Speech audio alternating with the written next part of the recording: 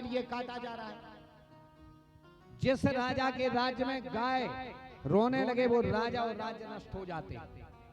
याद रखना, परीक्षित जी ने देखा, परीक्षित जी ने मन में विचार लगाया, हमारे दादा परदादा ने कहा था क्या करें, इनने तलवार निकाली, उस कलयुग को मारना चाहा। अच्छा देखना, सूजी महाराज सोनकादिक ऋषियों से कहते, ऋषिवर तुमने एक प्रश्न पूछा था कि कलयुग को परीक्षित जी ने मारा क्यों नहीं। तो मालूम, कलयुग में परीक्षित जी ने कुछ अच्छाई देखी, अच्छे व्यक्ति दूसरे में बुराई नहीं अच्छाइयां देखते हैं, तो कलयुग में भी इन्होंने एक अच्छाई देखी। कलयुग में एक बहुत बड़ी अच्छाई थी, क्या थी, नाम संकीर्तनम यस्यो सर्व पाप प्रणाशनम प्रणामो दुख समना तम नमामि हरिम परम। कलयुग केवल नामे आधारा और सुमारे सुमारे नारे उतरही पारा। कलयुग में एक बड़ी अच्छाई है, कलयुग केवल भगवान का नाम लो और कल्याण होगा। सो कलयुग को नहीं मारा इन्होंने, कलयुग में ये अच्छाई। अच्छा, कलयुग ने धर्म के 3 पांव काट दिए, बिल्कुल ध्यान देना।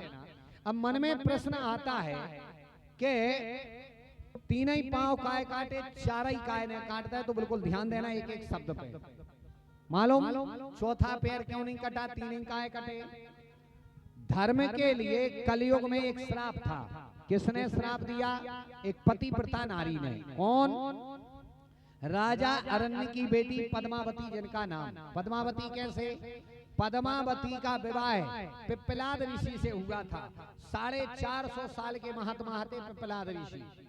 एक बार इनने मन में विचार लगाया कि हमारी पत्नी पद्मावती है 16-18 साल की, और हम कहाँ 450 साल के। ऐसा ना हो कि उसका मन होता हो कि हमारा पति भी युवा हो। तो पिप्पलाद ऋषि ने धर्म को बुलाया, धर्म से कहा जाओ जाकर के हमारी पत्नी की परीक्षा लो। धर्म ने स्वरूप बदला, 20-21 साल का बना धर्म युवा, और जाकर के पद्मावती से कहने लगा, देवी हमारे मन में एक प्रश्न है। पद्मावती बोली का, बोले देखो गंगा का जल समुद्र में जाकर के मिले तो बात अच्छी, गंगा का जल किसी नाले में जाकर के मिले तो शोभा नहीं देता। पद्मावती बोली तुम केवो का चाह रहे। बोले हम कहना ये चाह रहे, आप जैसी युवती और कहा 450 साल को वो महात्मा, तुम्हारे लिए तो कोई युवा पति मिलना चाहिए था। सुनो अभी कुछ नहीं बिगड़ा, हम तुम्हें प्रस्ताव रख रहे, अगर तुम्हारे लिए वो 450 साल के महात्मा ठीक नहीं लगता हो, मुझसे विवाह कर लो। पद्मावती कहने लगी, सुनो मेरे पति भले ही बूढ़े हैं, 450 साल के हैं, लेकिन मैं पतिव्रता नारी, मैं पूर्ण संतुष्ट हूँ, मैं अपने पति के चरणों की सेवा करूंगी, मैं तुमसे विवाह नहीं कर सकती।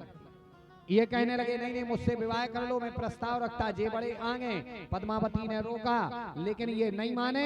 पद्मावती ने श्राप दे दिया, बोले जाओ मैं राजा अरण्य की बेटी पिप्पलाद ऋषि की पत्नी तुम्हारे लिए श्राप देती हूँ, जाओ तुमने जो कदम आगे बढ़ाया है ये पैर तुम्हारा कट जाएगा, एक पांव के बचोगे। सो धर्म आए थे परीक्षा लेने, वही धर्म कलयुग में जब बैल बन करके आए तो 3 पांव कट गए। माने कलयुग के 3 पांव कलयुग ने धर्म के इसीलिए काटे, नहीं तो चौथा काट देते या छोड़ते तो 2 छोड़ देते, लेकिन नहीं, एक पांव पर कलयुग बचा। ये पद्मावती का श्राप, कलयुग में धर्म एक पांव का बचा है, ये पद्मावती के श्राप के कारण बचा। आज कलयुग बचा, एक कलयुग ने धर्म के 3 पांव काट दिए।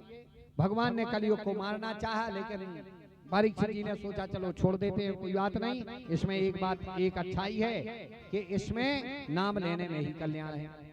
कलयुग कहने लगा सरकार हमें कोई रहने को स्थान दे दो। इन्होंने कहा जाओ धूर्त क्रीडाम, जाओ झूठ के खेल में कलयुग का वास हो, मंत्रालय में तुम्हारा वास, पर स्त्री गमन में कलयुग का वास। कलयुग का वास कहाँ कहाँ, पर स्त्री गमन में कलयुग का वास। कलयुग का वास कहाँ है, झूठ के खेल में, माने जुआ के खेल में, और मदरालय में, मदरालय में भी कलयुग का वास है। भाई अबे देखियो, दुनिया की दुकानें खोलवे मुहूर्त देखने पर, बीट गड्ढा पे खोलने पर, लेकिन दुनिया की हर दुकान को शटर खोलो रे, लेकिन दुनिया की एक दुकान ऐसी है, ने टिकट्टा पे खोलो, ने गांव में खोलो, गांव से 2 किलोमीटर दूर खोल ले। एक और विशेषता, दुनिया की हर दुकान का शटर खुला रहता है, कुर्सी डरी रेत पंखा चलत बैठवे की केत मनो दुनिया में एक दुकान ऐसी है जो उनको शटर रेत है बंद आ खिड़की में होकर दुकान चलत है। चलत के नहीं चलत? मदरा की दुकान खिड़की में हो अब फिर भी इतनी चलत कितना दूर खोले होते पहुंच जात। भाई कलयुग का ये प्रभाव है। मदरालय में कलयुग का वास है। अब राजा है कलयुग सो वो अपनी दुकान चलाता है। आज इसने सोचा कि जे तो इनमें एक ही गलती नहीं है, क्या करें? सो इन्हें का एक आध अच्छी जगह दो। सो इन्हें बोल दिया जाओ पाप की स्वर्ण में वास। सो ये गए और परीक्षित जी ने जो मुकुट पहना था उसमें कलयुग का वास हो गया। भाई ये जो मुकुट है कहा जाता है कि जरासंध को मार करके जो पांडव लाए थे वो मुकुट इन्हें पहन रखा था और दूसरे को मार करके जो सोना प्राप्त किया जाए उस स्वर्ण में कलयुग का वास होता है। कलयुग ने इनकी बुद्धि खराब कर दी। शमीक ऋषि के गले में इन्हें जाकर के मरा सर्प डाल दिया। शमीक ऋषि के पुत्र श्रृंगी ऋषि को पता चला, उन्हें श्राप दे दिया, जाओ 7वें दिन तुम्हारे लिए तक्षक डसेगा। परीक्षित जी को पता चला। परीक्षित जी ने मन में विचार किया अब हम क्या करें? भाई 7 दिन में मुक्ति का उपाय क्या है? तो मन में याद आया कि मानवा पाप कृतास्तु सर्वदा सदा दुराचार्यरता विमार्गिकः क्रोधाग्नि दग्धा कुटिलास्य कामिनः सपता हि यज्ञेन कलौ पुनन्ति ते। आज इन्हें मन में विचार लगाया कि 7 दिन में केवल भागवत ही हमारा कल्याण कर सकती हैं। तो सूजी महाराज कहते ऋषिवर जो व्यास जी के बेटा सुखदेव जी जो भागवत पढ़ करके गए थे भजन करने, उन्हीं के मन में आवाज आई चलो परीक्षित के पास, चलो परीक्षित के पास, चलो परीक्षित के पास। सो वही आज आए और सुखदेव जी को कथा सुनाने लगे। सुखदेव जी ने सुखदेव जी ने मंच पर आसीन हुए परीक्षित जी को कथा सुनाने लगे। परीक्षित जी ने सुखदेव जी से प्रश्न पूछा। परीक्षित जी सुखदेव जी से कहते भगवान हमारे मन में एक प्रश्न है। बोले क्या? बोले हमारे मन में प्रश्न है कि कई लोग कहते हैं पहले ब्रह्मा जी आए, ब्रह्मा ने दुनिया बनाई। कई लोग कहते ब्रह्मा जी कमल में से आए, कमल विष्णु की नाभि में से आया। तो कई लोग कहते विष्णु जी पहले आए। कई लोग कहते नहीं विष्णु को भी महादेव ने बनाया क्योंकि ये हैं देवता और शंकर जी आए महादेव। तो कई लोग कहते शंकर जी पहले आए। कई लोग कहते नहीं जगत की जननी अंबिका पहले आई, उनका नाम जगत जननी है। तो भगवान हमें ये बताओ पहले ब्रह्मा जी आए कि विष्णु जी आए कि शंकर जी आए कि दुर्गा जी आई? भगवान हमारे मन में प्रश्न है कि पहले पृथ्वी में जल बना, थल बना, पशु बने, पक्षी बने, पहले पृथ्वी पर कौन बना? और हमारी सुनने की इच्छा है कि पहले ब्रह्मा बने कि विष्णु बने। हमारी इच्छा है ना भगवान बताइए पहले कौन बना? तो शायद सुखदेव जी ने बोल दिया कि ये कथा तो कल ठीक 2 बजे से सुनाएंगे। राम धनी तो थोड़ी जोर से, राम धनी तो कौन कमी। अच्छा आज की कथा अपन को क्या सिखा रही? आज की कथा अपन को सिखाती है कि 3 कथाएं हर घर में चल रही, राम कथा, भागवत कथा और महाभारत कथा। जिस घर में पति पत्नी मिलकर के रहें, बच्चे सम्मान से रहें, सलाह से रहें, समझ लेना वो घर में भागवतिया चल रही। और जिस घर में पिता पुत्र में मर्यादा होवे, समझ लियो वो घर में राम कथाएं चल रही। और जिस घर में 1-1 फुट जमीन के पीछे भाई भाई को तलवार लेकर के ढूंढने लगे, समझ लियो वो घर में महाभारत या चल रही। अब महाभारत बंद नहीं भैया। तो याद रखना जमीन जायदाद के पीछे अपने घर में महाभारत मत करना। हम कथा सुनते हैं, हमारे घर में राम कथा हो, भागवत कथा हो। अगर 1-आध एकड़ हमारा भैया ज्यादा ले लेन दे, 1-आध फुट अगर हमारा भाई ले ले तो ले लेने दो। हमारे कर्म में ताकत हुई है तो 20 एकड़ अपन खरीद ले भी। और अगर कर्म में ताकत नहीं होगी तो कितनी ही जबरदस्ती की ले ले, नहीं मालूम कहाँ चली जाएगी पता नहीं चलेगा। इसलिए अपने कर्म पर विश्वास रखना, भगवान पर भरोसा रखना। नहीं ये जमीनें जाते मकान, ये महाराज अपने बब्बा हरों ने खूब बनाए, खूब जोरे, और अपने पिताजी हरों को बनाने पड़े।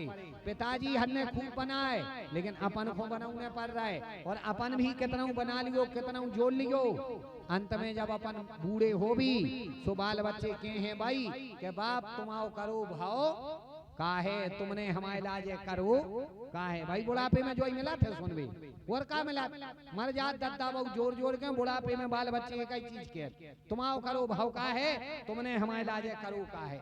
जय सुनवे सबको मिल ले, ये से ज्यादा चक्कर में न पड़ियो। जा जमीन जा जाते तई ले जाने, भाई भाई मिल करके रहो, पति पत्नी मिल करके रहो, परिवार में आनंद से रहो। जो जुड़ता है सो जोड़ो, नहीं जोड़ता है तो जबरदस्ती चक्कर में न पड़ो, क्योंकि वो यहीं रह जाएगा। कोशिश करो अपने घर में राम कथा और भागवत कथा हो, अपने घर में हमारे कारण कभी भी महाभारत नहीं होनी चाहिए। दूसरी बात, अपन मनुष्य बने हैं तो थोड़ा थोड़ा हमारे लिए भगवान का भजन करना चाहिए, क्योंकि मरेंगे तो भजन लेकर के जाएंगे, दुनिया की चीजें नहीं। इस दुनिया में अपन बाल बच्चे पैदा करवे नहीं आए, जमीनें बनावे नहीं आए। अगर सोचोगे हम बड़े घर में रह ले तो अपन से ज्यादा बड़े बड़े घर में चमगुआद ने रह रही।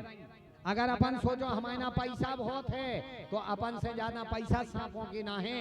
कई जगह घरों पे सांप बैठे हैं सोने पे, अपने ना कितनों हुए भाई पगुआ खाड़ धरे हुए तो पसेरी खाड़ चांदी हुए बे हड़ों पे बैठे।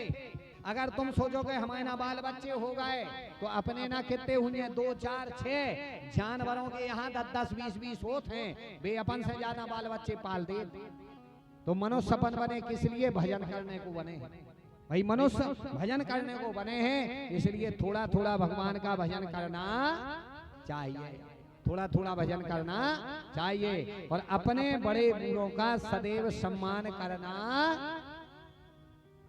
हरे क्या कह रहा है? 2.5 किलो की मूड हिला रहा है, 2.5 तोला की जीव नहीं हिला पा रहा है। राम धनी तो अपने बड़ों का सम्मान करना, और जो जो कछु अच्छा लगे वो सुधर लियो, अन्य लगे सो जबरदस्ती नहीं आगे सब